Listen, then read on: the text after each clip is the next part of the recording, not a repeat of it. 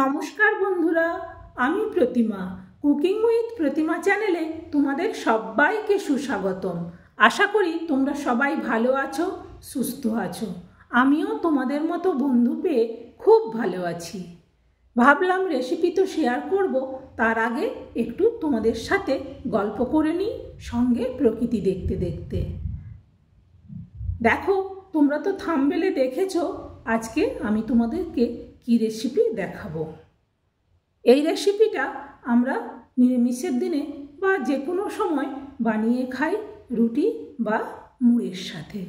তোমরাও এটা রুটি বা মুড়ির সাথে, লুচি পরোটা সবের সাথেই খেতে পারবে। অনেকে রাজমা এমনি বানায়, আমি এমনিও বানাই, আবার মাঝে মাঝে আলু দিয়ে বানাই। আজকে যেটা বানিয়েছি সেটা দেখো, আলু আর রাজমা একসাথে বানিয়েছি এবং এটা সম্পূর্ণ নিরামিষ, এমন কিছুই মশলা নেই।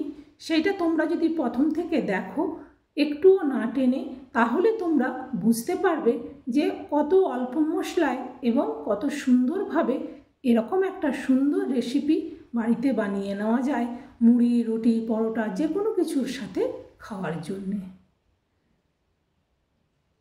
দেখো, তোমরা সত্যি করে বলো যে দেখতে সুন্দর হয়েছে কিনা।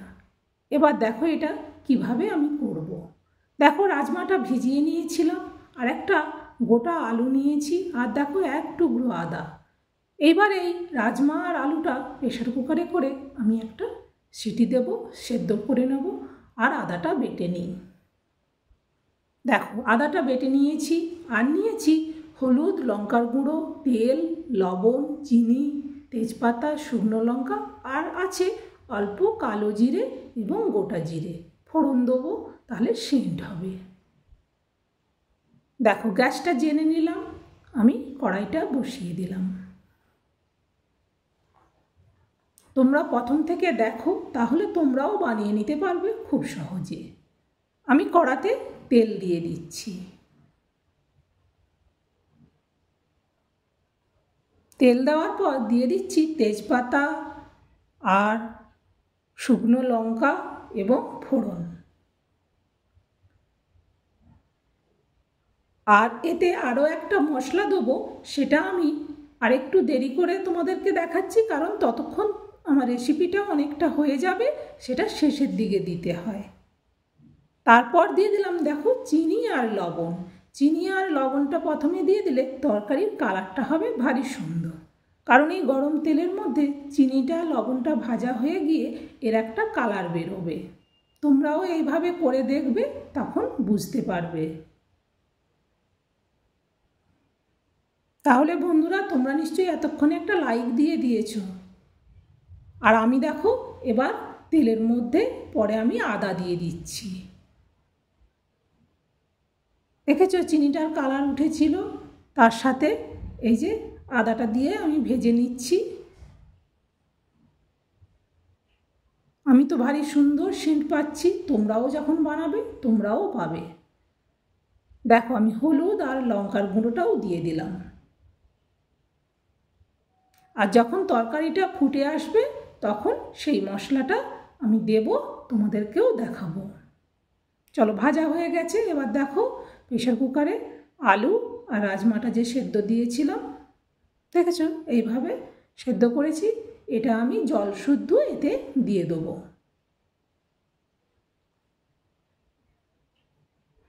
আর তোমরা এতে জল তোমাদের পরিমাণ মতো দেবে, কারণ মুড়ি খেতে গেলে তখন একটু ঝোল লাগে, আর নাহলে রুটি বা পরোটা এসব খেলে তখন কিন্তু অতটা ঝোল লাগে না, তখন সেইভাবে জল দিতে হবে।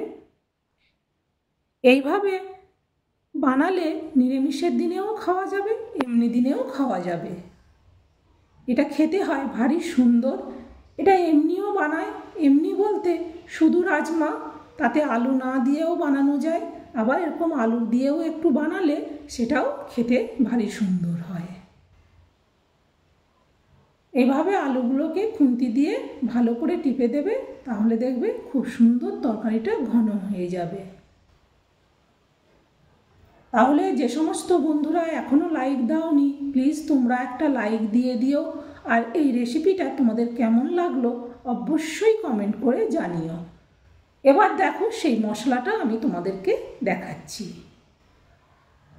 এই যে দেখো, এখানে নিয়েছি তেজপাতা, শুকনো লঙ্কা, গরম মশলা আর জিরা।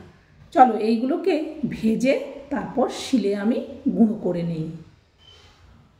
দেখো ভাজার পরে গুঁড়ো করে নিয়েছি। এইভাবে তোমরাও একদম মিহি করে গুঁড়ো করে নেবে।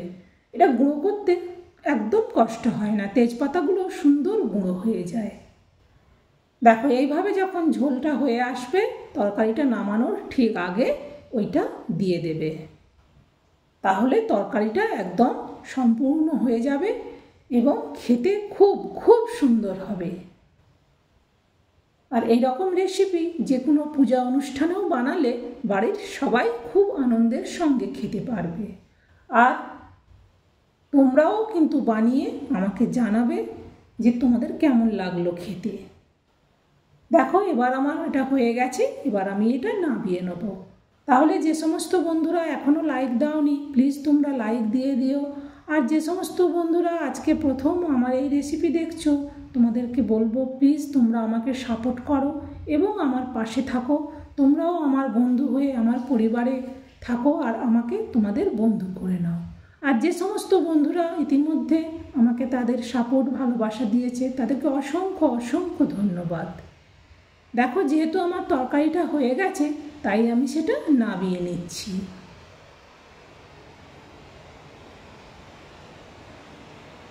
নামানো তো হয়ে গেল, এবার তোমাদেরকে আবার এটা একবার কাছ থেকে আমি দেখাই যে এটা কেমন হয়েছে, তাহলে তোমরাও বুঝতে পারবে। দেখো রেসিপিটা কিন্তু বানাতে একদম কষ্ট নেই, খুব সহজেই এত সুন্দর একটা রাজমা বাড়িতে বানিয়ে নেওয়া যায়। খেতে ভারী সুন্দর হয়। তোমরা অবশ্যই বানাবে, বানিয়ে খাবে যে কোনো কিছুর সাথে, মুড়ি, রুটি, লুচি, পরোটা যে কোনো কিছুর সাথে খাওয়া যাবে। তাহলে বন্ধুরা অবশ্যই তোমরা আমার পাশে থেকো, আমাকে তোমাদের ভালোবাসা দিও আর আমাকে তোমাদের বন্ধু করে নিও। তোমরাও আমার বন্ধু হয়ে আমার এই ছোট্ট পরিবারে বন্ধু হয়ে আমার পাশে থাকো। তাহলে বন্ধুরা এবার তো বিদায়ের পালা। এরকম একটা রেসিপি দেখালাম, তোমাদের কেমন লাগলো অবশ্যই আমাকে কমেন্ট করবে। আর এইটা তোমাদের যদি ভালো লাগে তাহলে তোমার বন্ধুবান্ধবদের মধ্যে শেয়ার করে দিও, যাতে তারাও আমাকে তাদের ভালোবাসা দেয়, সাপোর্ট দেয়। তোমরা তাহলে ততক্ষণ সুস্থ থাকো, ভালো থাকো, টাটা।